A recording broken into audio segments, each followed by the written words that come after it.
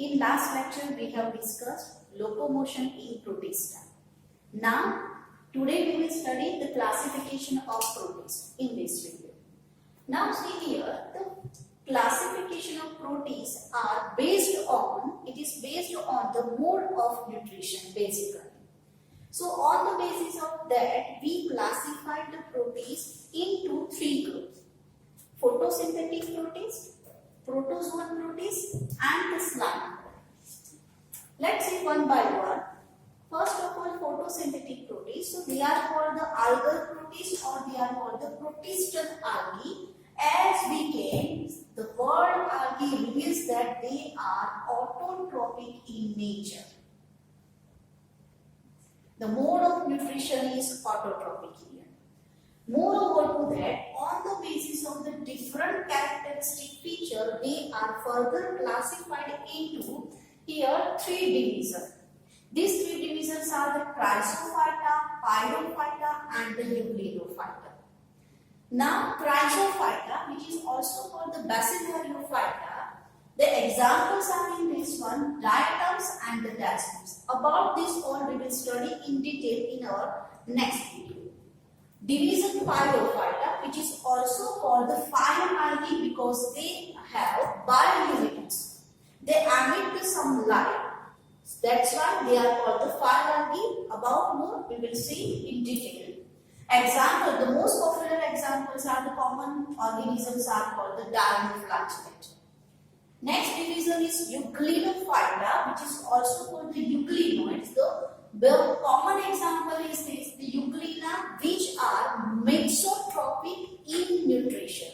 So mixotrophic word in last videos already we have discussed that mixotrophic nutrition that where more than two or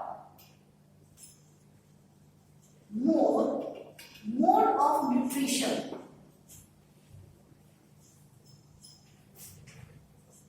when the group of organisms show two or more than two type of the nutrition, those that it is called the mixotrophic type.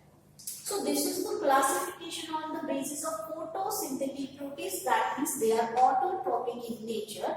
But here the one thing is that the euglena, which show the mixotrophic nutrition when the light is available, they do photosynthesis, but when deprived of light, they show the heterotrophic mode of nutrition. The second classification about this protista is the protozoan protists. These are purely heterotrophic in nutrition. So heterotrophic mode of nutrition may be in the form of they are the saprophytic or holozoic,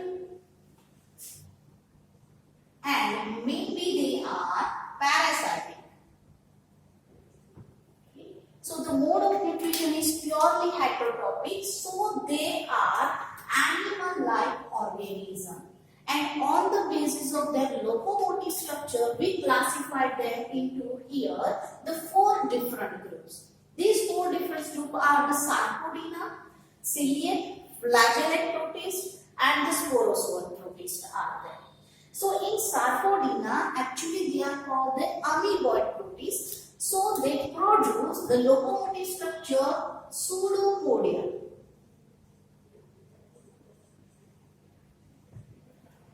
Pseudomodium, it is nothing but the cytoplasmic extension. The examples of such Sarcodina are amoeba and antamoeba. Second is called the ciliated protist. So where the entire body of the organism is covered by the small tubular structure called the cilia. The best example is ciliated protist is paramecium. Third one is the flagellate or the flagellate, zooflagellata. The example is trypanosoma, and the fourth one is the sporozoa.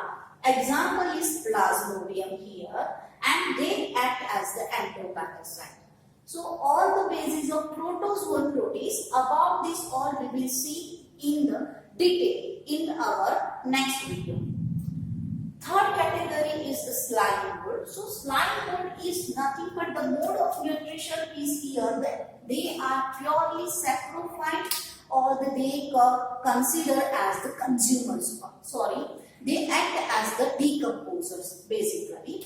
And the most common example of slime mold is the plasmodium. One thing is must remember here, the plasmodium in the slime mold and the plasmodium in the sporozoa, they are very different from each other.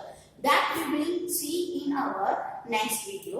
So here the classification of protists reveals that it indicates a variety of the protista, and the photosynthetic protists provide actually 80% of the photosynthesis. 80% of the photosynthesis occur by these photosynthetic protists. So in next video we will discuss about the one by one about these all the division and the organism.